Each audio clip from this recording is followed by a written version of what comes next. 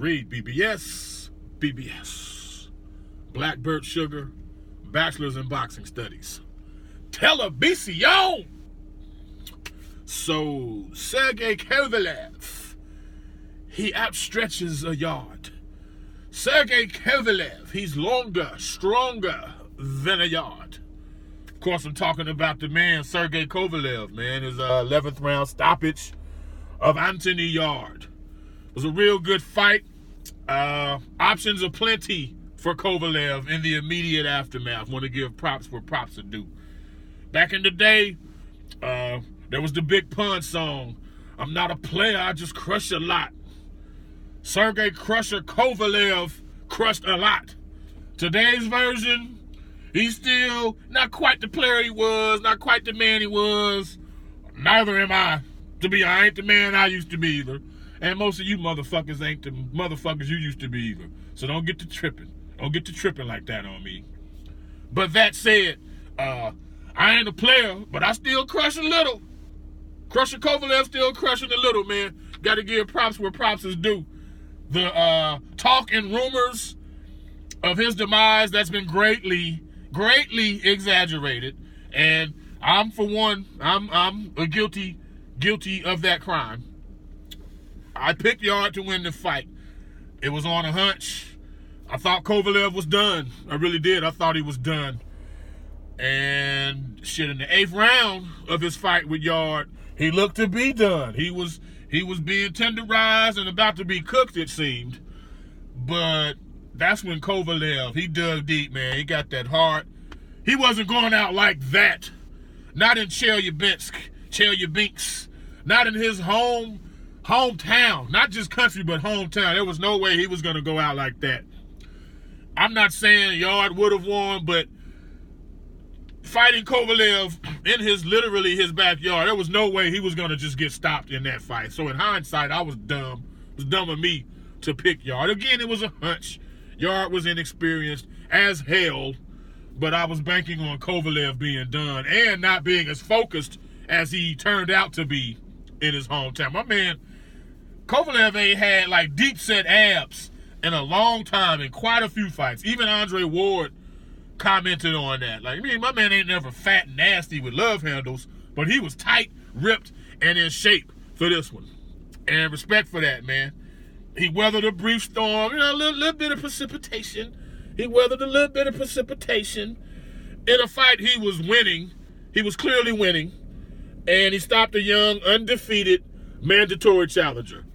You really can't, especially for a fighter in his late 30s, mid to late 30s, you can't really ask for more than that. Can't ask for more than that. But let's get into these options, man. Again, options are plenty. Canelo is likely, but the thing with Canelo, DAZN, they want and need him to fight on November 2nd. They're pressuring the hell out of Canelo to fight somebody on November 2nd. Team Canelo wants the fight with Kovalev. They lowballed him the first time when they even tried to pay Yarde, or they offered Yarde $1 million to step aside so that Canelo could happen. Yarde was like, no, I'm not doing that. I need my title shot. Even in the process of that, Kovalev was lowballed. I think he was offered 5, 6, 7 million, something. It was something like not worthy of what Canelo opponents usually get. Like Jacobs got like 10 million. I think they was offering 7 for Kovalev. Like, I'm a highweight dude. I'm the champion. We're vying for my title, and you're paying me less than you paid Daniel Jacobs? No.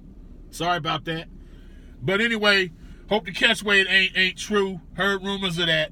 They need to send a legitimate offer to fight Kovalev for his straps, because he's earned it, man. He's earned it. Simple as that. Now, Kovalev's team, they ain't ruling it out. Kathy Duva said, look, we haven't seen any communication from Canelo's team. It is 10 weeks, but at this point, I can't tell you one way or the other if we'd be interested, because we haven't gotten an offer. I don't think at Kovalev's age he should entertain that, not 10 weeks out. Let Canelo find a sacrificial lamb or something for that November 2nd date. And then you and Canelo, y'all get something together for 2020. And low-key, man, not even low-key, we got the Unification at 75.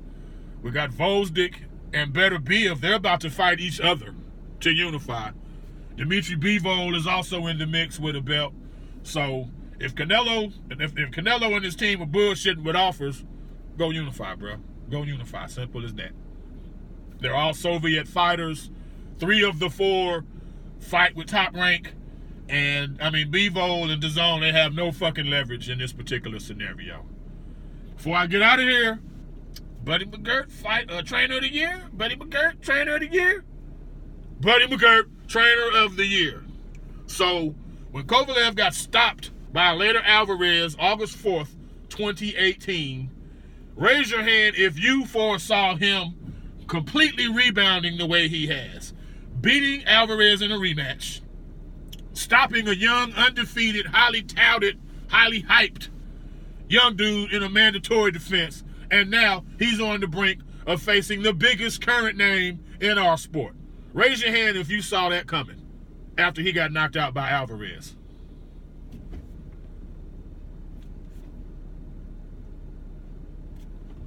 Yeah, me neither. REED-BBS, BBS. Blackbird Sugar, Bachelor's in Boxing Studies. Televisión! When all is said and done, there is nothing left to say or do.